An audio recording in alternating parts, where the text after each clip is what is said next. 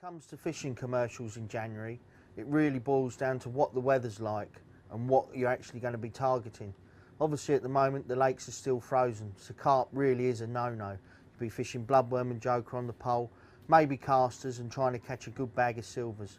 Like I said earlier, it's warmed up today and I'm really optimistic there's not going to be any ice, and that to me says one thing: I'm going to be targeting the carp.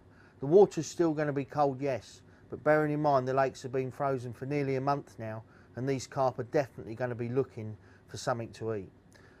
This is quite a big complex here. A lot of commercials are, and the number one method when it's very cold is straight lead fishing or tip fishing. Might be a PVA bag, might be a small method feeder. Okay. One thing I have learnt in the last couple of months is the importance of the hook bait that you choose to use on the straight lead or the method feeder. A good friend of mine, Ian Chilcott, some of you might have heard of, is a very good and well respected carp angler, and I've been talking to him, and before the lakes froze I had some brilliant results on white and yellow boilies. The fish in Gold Valley get fished for a lot on boilies, and they recognise this probably more or as much as luncheon meat and sweet corn, and it's a bait that in my opinion doesn't get used enough by match anglers. The two colours that I do like are definitely white and yellow. For some reason these seem to catch the fish's eye. The water's cold and clear and these big carp are cruising around off bottom, and it's about catching their eye. They don't really need to feed.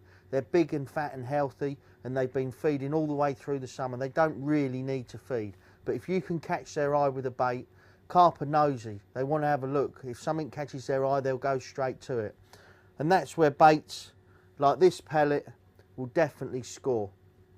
One thing in match fishing again that I've looked into: you're not allowed to use imitation baits, plastic corn, plastic maggots, and this is a downside, especially when you see how effective plastic baits can be. There is a company now that do Sightstops, and this is a brilliant addition to my armoury in match fishing.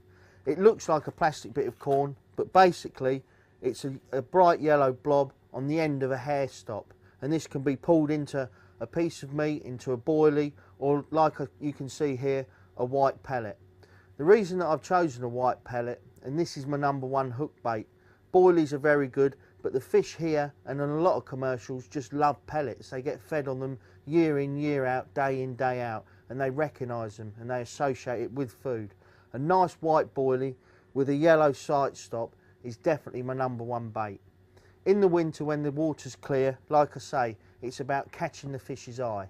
There's a few other things I do, and to be honest, a lot of people, and I get a little bit annoyed with people because they think that straight lead fishing in the winter is just about casting out, and if you're on a load of fish it's easy. Yeah, you've got to be on the fish, and you can be doing it right and not be on the fish and not catch.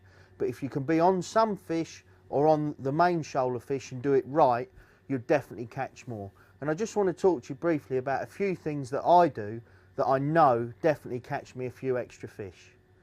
One thing, like I've said, the water's clear. You've got to try and camouflage your rig. You've got to try and pin your rig to the bottom. Firstly, I'll show you the two straight leads. You can see that they're slightly flattened. The reason for this is if I'm fishing on a slope to an island, they're not going to roll down. In the winter, I could be leaving my rig in the water for up to 2 hours, especially if I'm getting some indications. If I know there's some carp in the area, I'll leave my hook bait there and I'll just wait and wait and wait, because the water's cold and these fish sometimes take a long time to accept that bait and to take it. You'll notice not only are they flat, but I've blacked them out. I paint them black. Again, this is for camouflage. I want my rig as close to the colour of the bottom and to blend in as well as possible. So nice dark coloured leads, and also you'll notice that they're heavy leads.